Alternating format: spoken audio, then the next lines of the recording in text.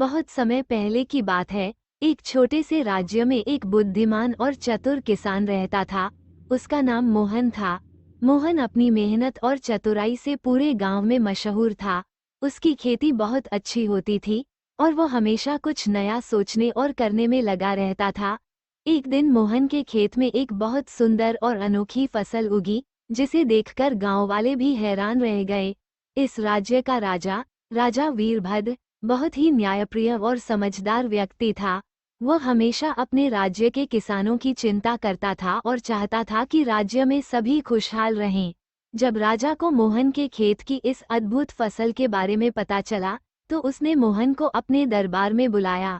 मोहन ने राजा के दरबार में जाकर सम्मानपूर्वक प्रणाम किया। राजा ने उससे कहा, मैंने सुना है कि तुम्हारे खेत में एक अद्भुत फसल उगी है। मैं देखना चाहता हूँ कि वह कितनी अनोखी है और उसमें ऐसा क्या खास है जो बाकी लोगों के खेतों में नहीं है। मोहन ने राजा से विनम्रता से कहा, महाराज, ये फसल वास्तव में बहुत खास है, लेकिन यह मेरी मेहनत और कुछ नए तरीकों का परिणाम है। यदि आप चाहें तो मैं आपके साथ इसे साझा कर सकता हूँ। राजा को मोहन की सादगी और चतुराई ने प्रभावित किया। उसने मोहन से पूछा, क्या तुम मुझे बता सकते हो कि इस फसल को उगाने के पीछे कौन सी खास बातें हैं? मोहन ने मुस्कराते हुए कहा, महाराज, इसमें 3 मुख्य बातें हैं। पहली है भूमि की तैयारी, दूसरी है बीजों का सही चुनाव और तीसरी है पानी और खाद का सही संतुलन। राजा ने गहरी दिलचस्पी के साथ मोहन की बातों को सुना और कहा, तुम सचमुच एक बहुत समझदार किसान हो। क्या तुम मेरे राज्य के बाकी किसानों को भी यह सिखा सकते हो ताकि वे भी ऐसी फसलें उगा सकें? मोहन ने सिर झुकाकर उत्तर दिया, महाराज, मैं आपके आदेश का पालन करूंगा और राज्य के सभी किसानों को अपनी तकनीक सिखाऊंगा। राजा ने मोहन को राज्य के सभी किसानों को प्रशिक्षण देने का काम सौंपा और साथ ही उसे अपने विशेष सलाहकारों में शामिल कर लिया। मोहन ने पूरे राज्य में घूम घूम कर किसानों को नई नई तकनीकें सिखाईं, जिससे सभी किसानों की फसलें बहुत अच्छी होने लगीं। धीरे धीरे राज्य की समृद्धि बढ़ने लगी और सभी किसान खुशहाल हो गए। राजा वीरभद्र मोहन की मेहनत और चतुराई से बहुत प्रभावित हुआ। उसने मोहन को कई पुरस्कार दिए और उसे राज्य में एक महत्वपूर्ण पद पर नियुक्त कर दिया। मोहन अपनी सफलता से घमंड में नहीं आया, बल्कि वो और भी ज्यादा मेहनत करने लगा और हमेशा नए नए तरीकों की खोज में जुटा रहा। एक दिन राजा ने मोहन से कहा, तुम्हारी बुद्धिमानी और मेहनत से हमारा राज्य समृद्ध हो गया है, लेकिन मैं देखना चाहता हूँ कि तुम वास्तव में कितने चतुर हो। मैं तुम्हें एक चुनौती देना चाहता हूँ। मोहन ने आदरपूर्वक कहा, महाराज, मैं आपकी चुनौती को स्वीकार करता हूँ। आप जो भी आदेश देंगे मैं उसे पूरा करने की कोशिश करूंगा।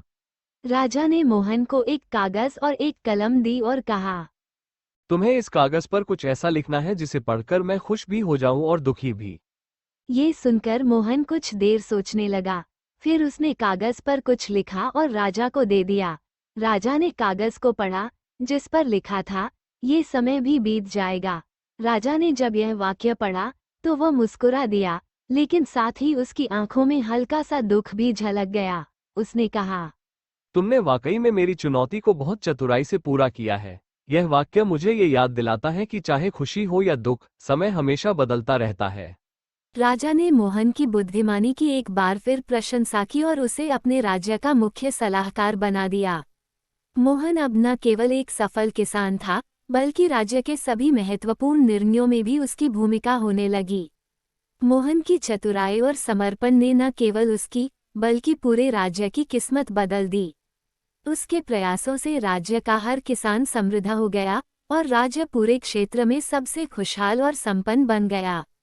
मोहन ने सिखाया कि मेहनत, चतुराई और धैर्य से किसी भी समस्या का समाधान किया जा सकता है, और यह कि सफलता केवल अपने लिए नहीं, बल्कि सभी के लिए होनी चाहिए। इस प्रकार मोहन की कहानी केवल एक चतुर किसान की कहानी नहीं, बल्कि यह सिखाती है कि किसी भी समस्या का हल अगर सही तरीके से सोचा जाए तो उसे आसानी से पाया जा सकता है। समय चाहे जैसा भी हो, मेहनत और बुद्धिमानी के साथ उसे बदला जा सकता है। राजा वीरभद्र और मोहन की मित्रता भी समय के साथ और गहरी हो गई। मोहन ने राजा को हमेशा सही सलाह दी, जिससे राज्य में शांति और समृद्धि बनी रही। मोहन की प्रसिद्धि दूर दूर तक फैल गई और अन्य राज्य के लोग भी उसकी चतुराई की कहानियां सुनकर प्रेरित होने लगे। समय बीतता गया और मोहन की चतुराई और उसकी सादगी की कहानी पीढ़ी दर पीढ़ी सुनाई जाती रही। आज भी लोग कहते हैं, अगर तुम बुद्धिमानी और मेहनत से काम करोगे तो सफलता जरूर मिलेगी, जैसे चतुर किसान मोहन को मिली थी।